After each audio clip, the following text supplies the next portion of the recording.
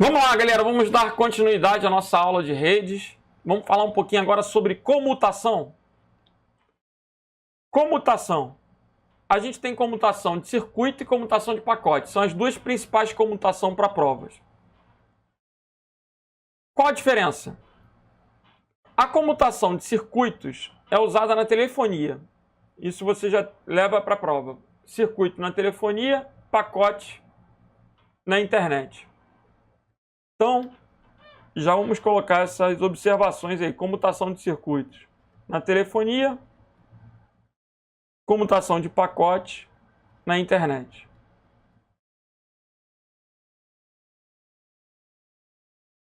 Vamos lá.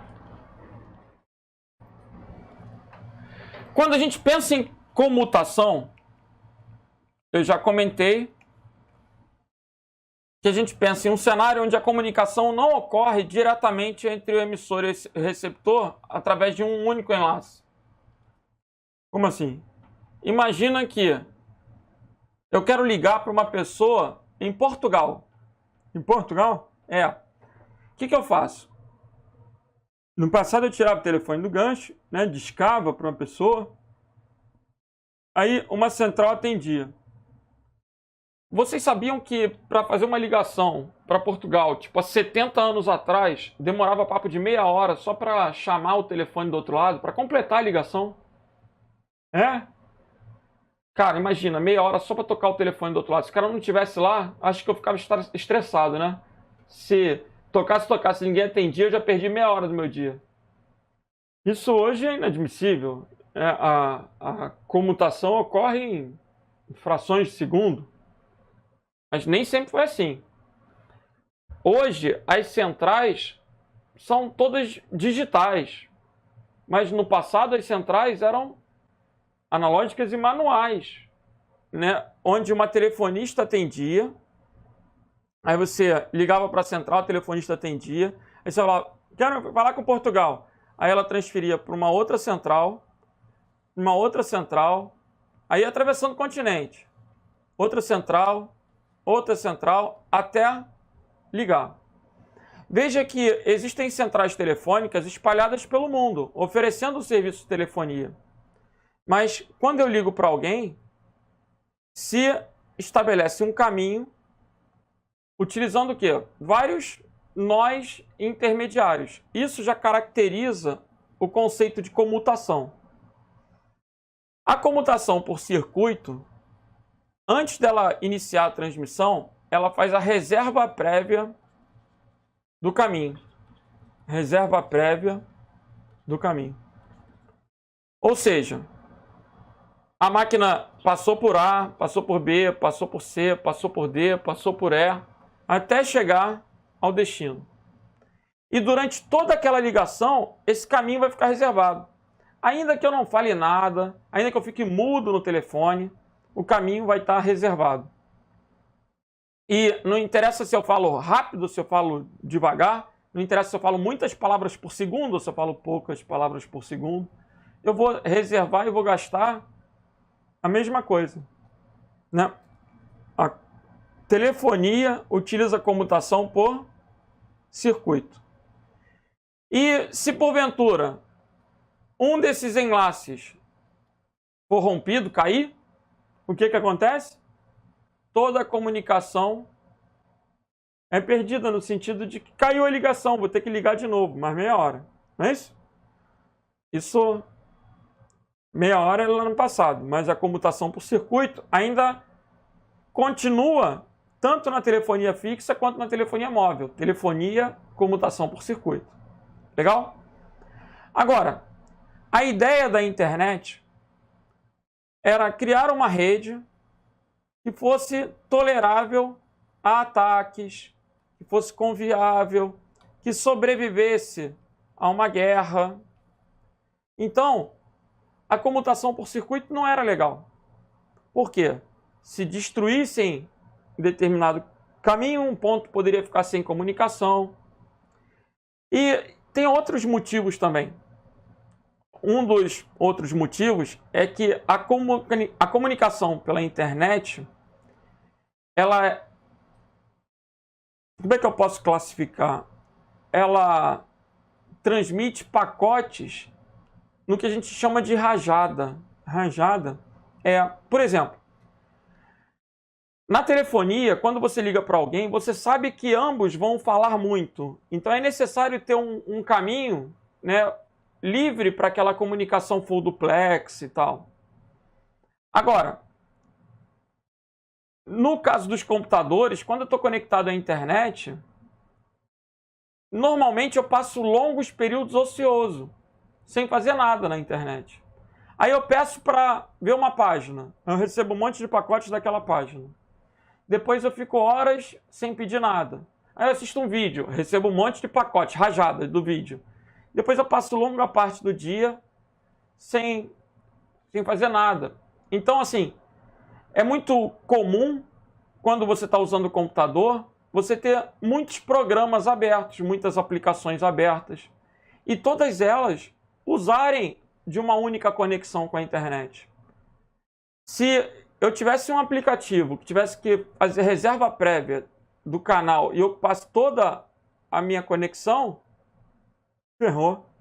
Então, definiram na internet o uso de uma comutação por pacote,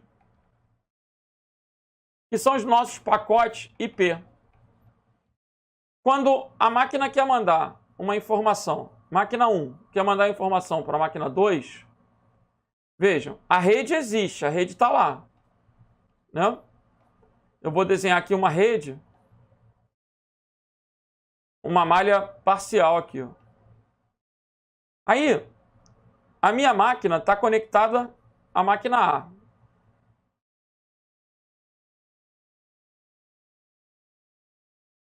Qual vai ser o caminho que a máquina vai percorrer para transmitir para a máquina 2? Máquina 1, máquina 2. Sei lá. É possível que o pacote percorra esse caminho aqui, ó. A, B, C, E e 2. Que é até um dos caminhos mais curtos. É possível que ele utilize esse roteamento. Mas a verdade é que a máquina 1, ela sabe que ela quer mandar para a máquina 2 e ela está conectada ao roteador A. Então, a única certeza que eu tenho é que ele vai mandar para o A. O A vai olhar e vai ver que ele pode mandar para o B, para o F, para o I e para o J. Mas ele vai ter protocolos que vão ficar determinando, por exemplo, percentuais, índices, né, para, é melhor mandar pelo B, é melhor mandar pelo F, é melhor mandar pelo I. E aí ele vai ver, para chegar na máquina 2, é melhor mandar pelo F. Mas isso é dinâmico, pode ser que o próximo pacote já siga um caminho diferente. Porque é possível que haja um congestionamento, é possível que esses índices que eu coloquei para determinar a rota mudem, né, com o fluxo na rede. E aí a máquina F vai poder mandar para C ou para D. Aí mandou para D. Aí D vai mandar para E. E E vai mandar para o destinatário. Toda mensagem, quando é transmitida na rede, ela é dividida em pacotes. Quem é que faz isso? A camada de transporte. Né? A mensagem da camada de aplicação vai para a camada de transporte. A camada de transporte segmenta ela em pacotes. E manda para a camada de rede. Aí o IP faz o quê? Encapsula aquele segmento e coloca o endereçozinho IP da máquina de destino. E aí joga para o roteador. O roteador recebe e vê para qual enlace, né, para qual saída ele tem que encaminhar. E assim a informação vai chegar ao destino. Na internet a gente tem uma comutação por pacotes. Beleza? Então, fazendo as questões.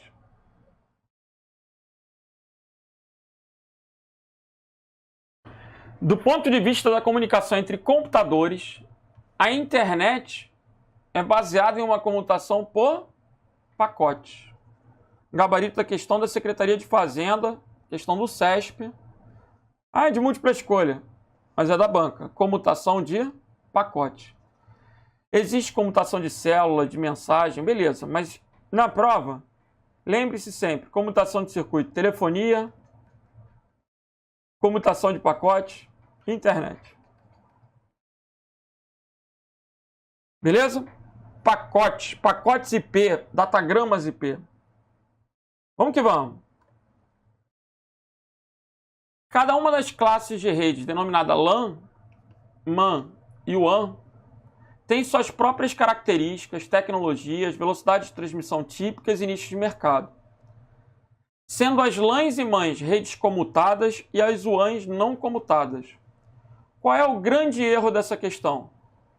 Falar que a WAN é não comutada.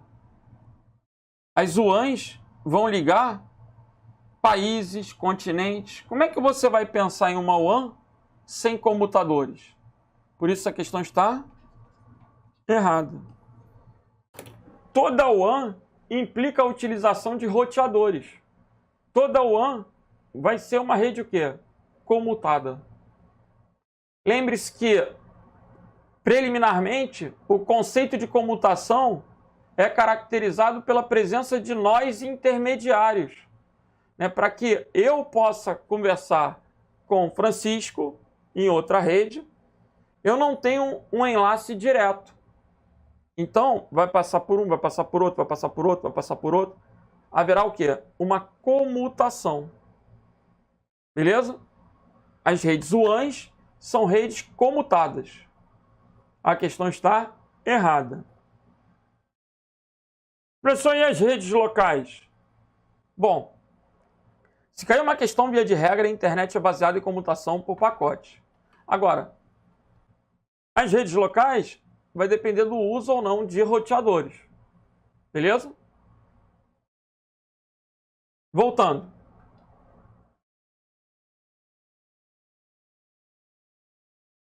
Falando um pouquinho agora do fluxo. Dos tipos de sinais, né? Os sinais podem ser analógicos ou digitais. Qual a diferença? Se você vir na prova uma transmissão em formato de onda, você já sabe que é analógico. Já os valores digitais, eles são discretos. Você vê que esse gráfico aqui, inclusive, ele tem diferentes variações de sinais. Né? Ele tem uma variação, uma outra variação maior, uma neutra, uma negativa. Mas a gente consegue observar que os valores são o quê? Discretos. Como assim? Aqui eu posso ter a representação de 1,7. Aqui eu posso ter a representação de 2,3. Essa onda pode ir lá em cima e voltar. Eu tenho infinitos valores representados no gráfico em relação ao tempo. Já na representação digital, eu tenho dígitos. Ou vai ser 1, vai ser 2, ou vai ser menos 1, ou 3. Os valores são discretos. Lendo a teoria rapidinho. Em redes de comunicação, as informações são consideradas sinais elétricos, podendo ser classificadas em analógicas ou digitais, de acordo com a variação de sua amplitude. Observem que na analógica, a amplitude pode ter qualquer valor em relação ao tempo, e na digital tem valores discretos. O computador costuma trabalhar com uma lógica binária.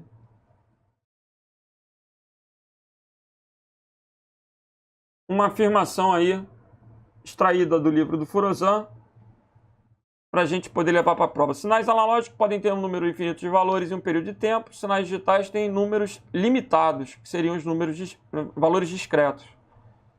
Beleza. Agora vamos relembrar o conceito de bit e de byte. Galera, olha a grafia que o CESP usa, né? Tudo já em português. Então, se você vir na prova bit e byte dessa forma, não tenha dúvida, tá certo. O que é um bit? É um dígito binário. Bit é um dígito binário.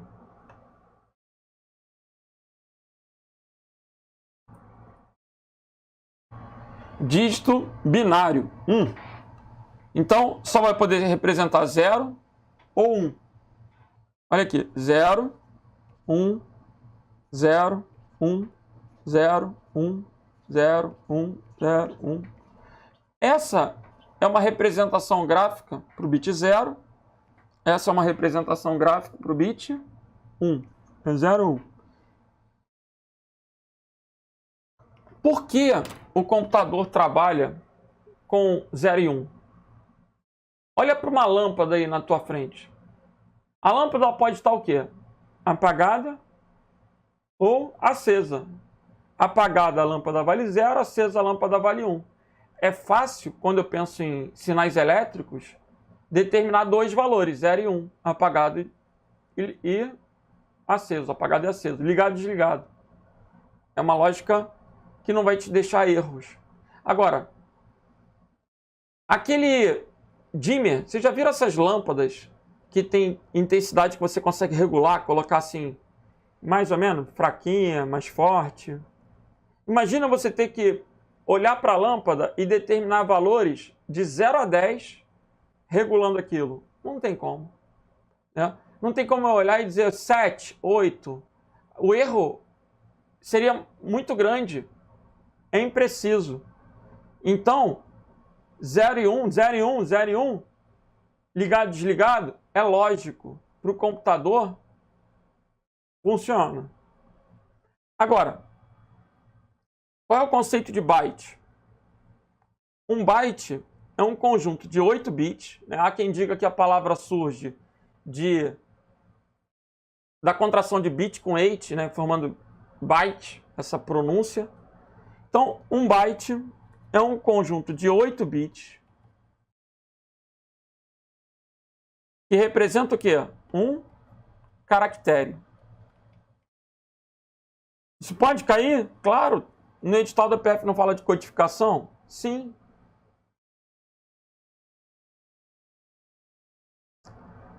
Lembrando que eu estou olhando o bate-papo, hein, pessoal? Um byte é um conjunto de 8 bits. Então, vem comigo.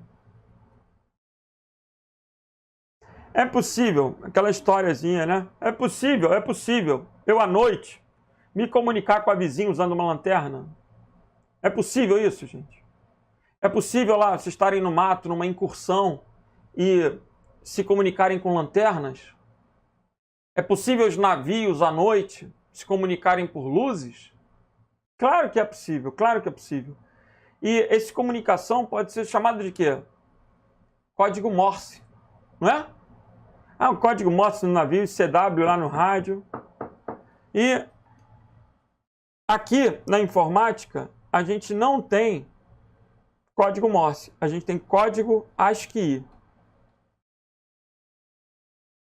Código ASCII. Nesse código ASCII, cada caractere é representado por um conjunto de 7 bits. O oitavo ficou meio que... O oitavo foi usado depois no ASCII estendido.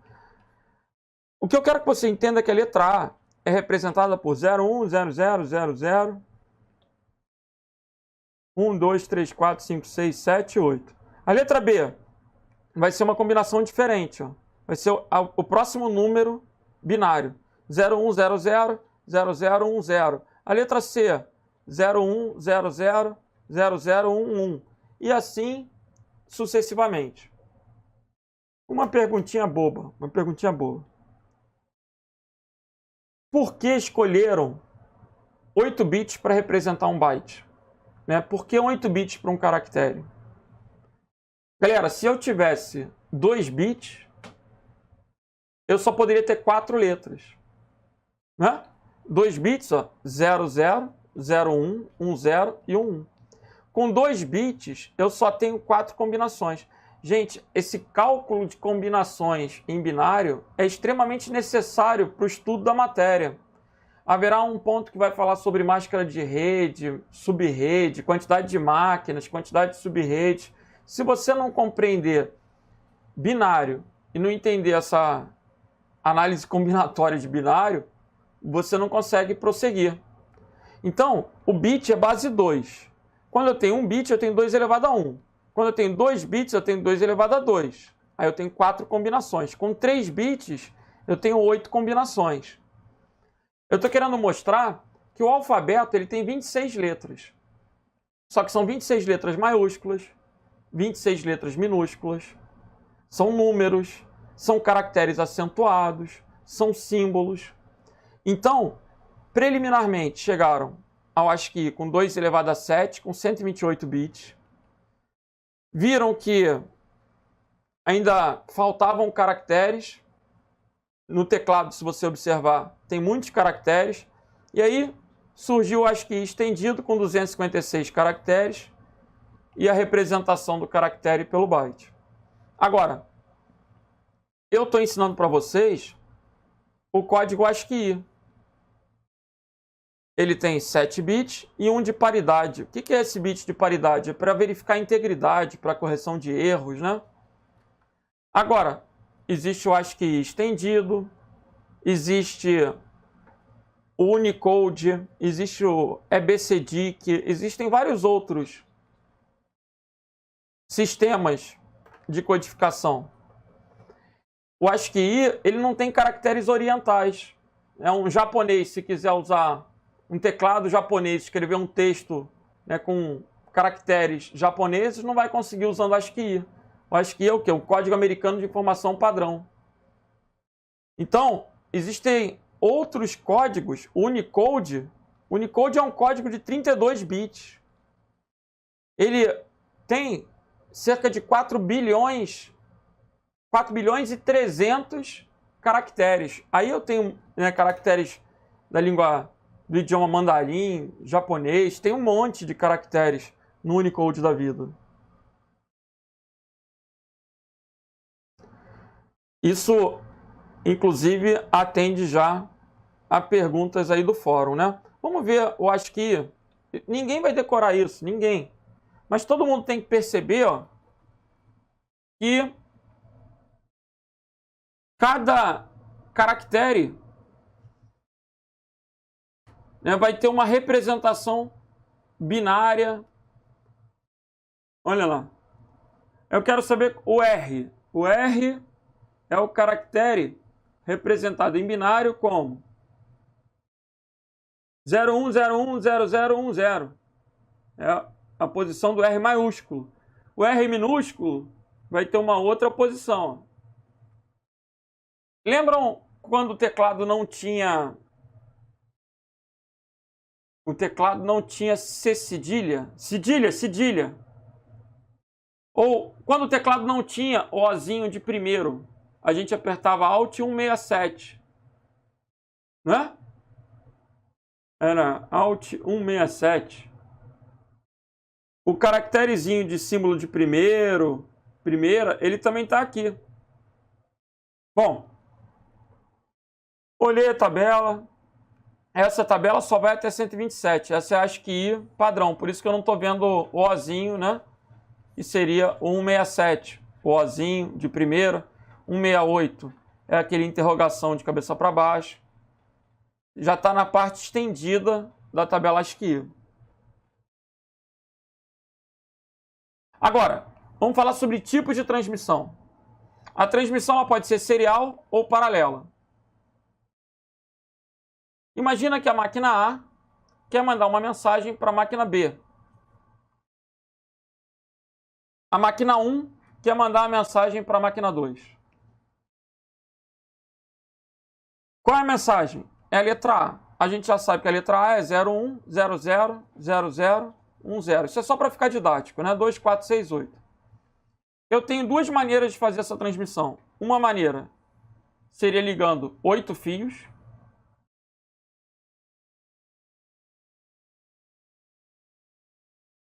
E aí eu mando aqui, ó, 0, 1, 0, 0, 0, 0, 1, 0. Tende a ser até mais rápido, né? Porque eu vou mandar, ó, 1 byte por vez. Bom, byte, byte, byte. E a outra maneira de fazer isso seria o quê? Tendo um único fio e mandando esses bits em série. Um atrás do outro, que nem gafanhoto, olha lá. 1, 2, 3, 4, 5, 6, 7, 8. Galera, qual tende a ser mais rápido? Ah, olhando assim, fisicamente, ter 8 fios é melhor do que ter um, né? Porque eu mando 8 de uma vez só. Agora, o problema de mandar 8, né, de utilizar uma transmissão paralela, são muitos os problemas. Primeiro, o custo. Né? Pensa comigo, a transmissão serial ela é mais barata do que a transmissão paralela. Porque na transmissão serial eu tenho um canal.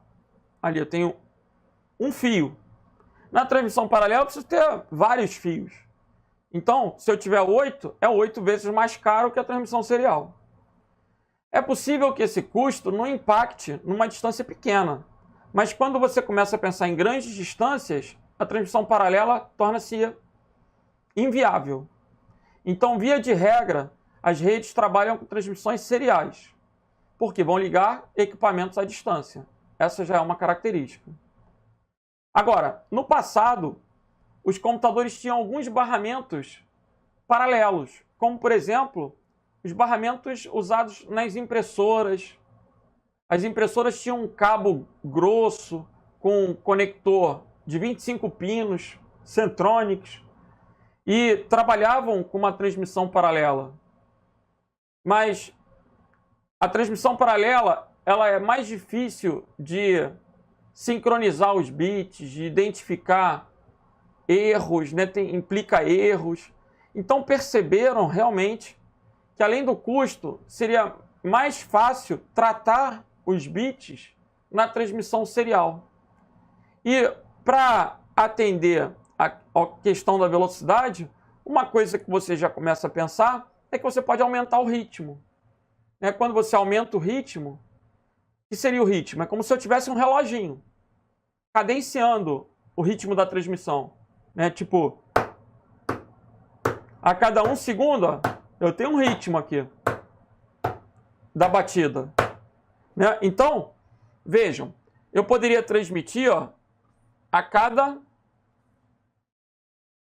intervalo de tempo os bytes. Né? Então, imagina, aqui teria 1, 1, 0, 1, 0, 1, 1.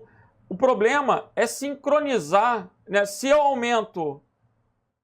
diminuo o espaço de tempo entre o envio dos bits, eu começo a ter problemas com relação ao quê? A falta de sincronização dos bits na transmissão paralela. Vê se vocês conseguem visualizar. Eu estou tentando mostrar o porquê a gente não usa transmissão paralela em redes de computadores. A gente, quer dizer, não usa. O método existe, só não é viável. E se perguntarem, redes Ethernet, redes Wi-Fi, né? As redes, por padrão, distâncias grandes, transmissão serial. A nossa placa de rede, ela é serial. Ok? Ela vai transmitir bits por segundo. Inclusive, por isso, a velocidade é medida em bits por segundo. Vai medir o quê? A quantidade de bits que vão passar naquela interface por segundo. A transmissão paralela, ela não foi adotada porque ela é mais custosa, é mais difícil de sincronizar os bits, né, em relação à cadência, ao intervalo de tempo, de detectar os erros, enfim. A transmissão serial, ela é mais barata porque eu vou ter um único fio e eu posso aumentar o ritmo de transmissão com maior controle. Antes, imagina, eu mandava assim, na paralela eu estou mandando 8, mas eu mandava 8, aí esperava um pouquinho. 8, 8. O que é melhor? 8 ou 1, mandar 1, mas aumentar o quê? Diminuir o tempo, né? Aumentar a velocidade. 1 é melhor talvez do que 8. 8. Legal. Transmissão paralela. Definição de transmissão paralela. Transferência simultânea de todos os bits. Utilizada normalmente em barramentos internos, né, aqueles slots da placa-mãe, diante do alto custo da quantidade de fios.